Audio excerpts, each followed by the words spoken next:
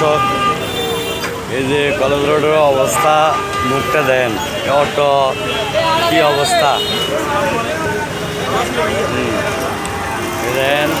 Main road clear, auto এই মুখটার দাম করে দিয়ে রাখছে। এই অটো রিক্সার মধ্যে রুগী নিয়ে যাওয়ার কোনো শিশু বাচ্চা নিয়ে যাওয়ার কোনো অবস্থা নেই। দেন এখান থেকে গাড়ি উঠতেছে আর এখান থেকে অটো দোনো দিকে সব দিকে জামে রাখতেছে।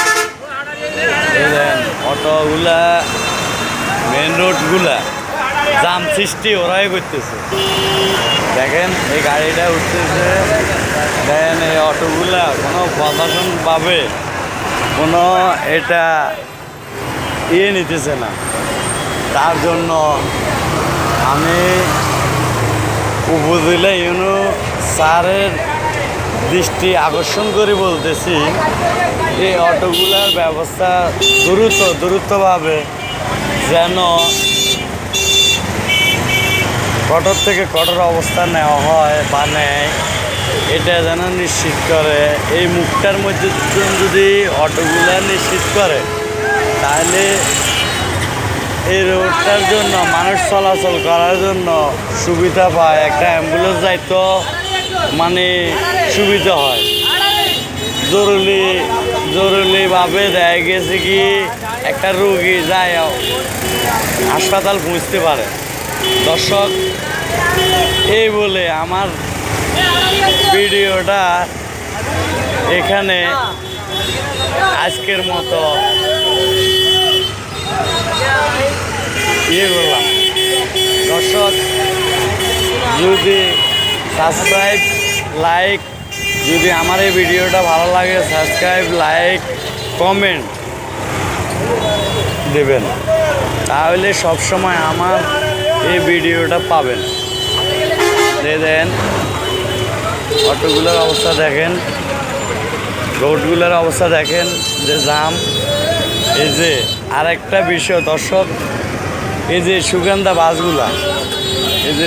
বাসগুলা, রাস্তায় পুরা পিছে পুরা জাম ধরে আসতেছে।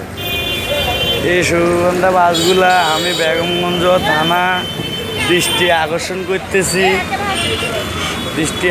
করতেছি যেন এই সুগন্ধা বাসের প্রতি অ্যাকশন বা দ্রুতভাবে নেওয়া হয়।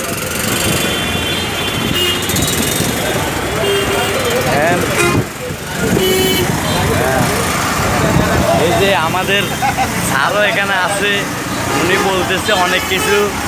উনি দেন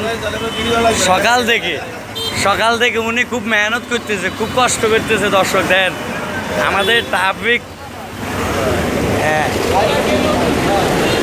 ট্রাফিক আছে, কিন্তু কোনাক মেন রোডে এই যে অটো রিক্সাগুলা দেখা গেছে কি ওনারা ওই দাম দিচ্ছে না।